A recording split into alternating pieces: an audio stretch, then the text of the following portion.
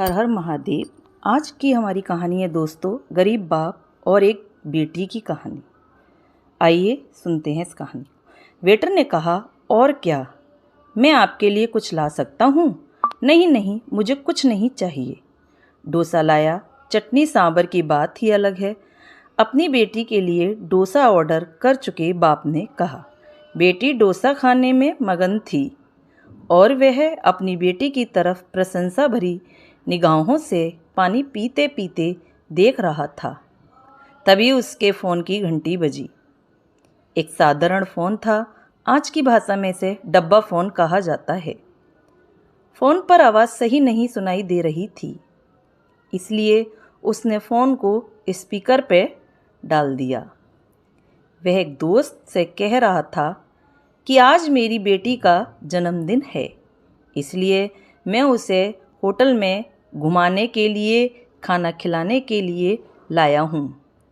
मैंने कहा था कि अगर तुम स्कूल में फर्स्ट रैंक लाओगी तो मैं तुम्हारे जन्मदिन पर तुम्हें होटल में मसाला डोसा खिलाने के लिए लेकर जाऊँगा। वह डोसा खा रही है। दोस्त बोला, अच्छा तुम क्या खा रहे हो? मैंने कुछ भी नहीं मंगाया।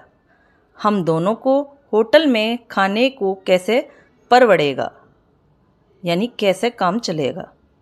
घर पे सब्जी और चावल हैं मेरे लिए। मेरी बातें सुनकर उसका दोस्त सुन्न हो गया। पिता अमीर हो या गरीब, एक पिता अपनी बेटी के चेहरे पर मुस्कुराहट लाने के लिए कुछ भी कर सकता है। मैनेजर ये सब चुपके से देख रहा था। उसने काउंटर पे चाय और उन 2 डोसा का पैसे भरे और कहा, उस टेबल पर दूसरा डोसा और चाय भेज दो। पैसे नहीं हैं ऐसा बोले तो उनसे कहना कि आज आपकी बेटी का जन्मदिन है। क्या आपकी बेटी स्कूल में फर्स्ट आई है? हमने आपकी सारी बातें सुन ली हैं, इसीलिए हमारे होटल की तरफ से विशेष रूप से ऐसी पढ़ाई कर अव्वल आने वालों के लिए ऐसा कहना।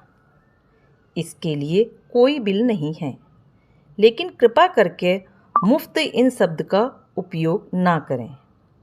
मैनेजर वेटर से कहने लगा, मैं उसके पिता का आत्मसम्मान दुखाना नहीं चाहता था, और एक डोसा टेबल पर आ गया।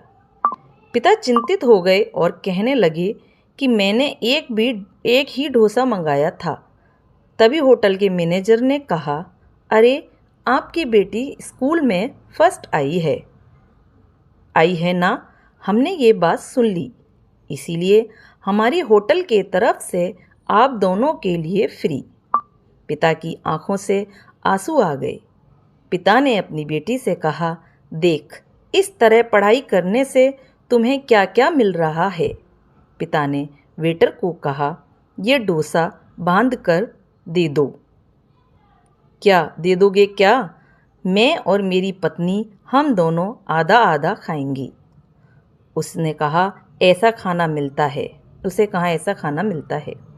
ये बातें सुनकर मैनेजर की आंखों में आंसू छलक पड़े और वह मन में सोचने लगा कि बाप कैसा भी हो, अमीर या गरीब, अपनी बेटी के लिए कुछ भी कर सकता है।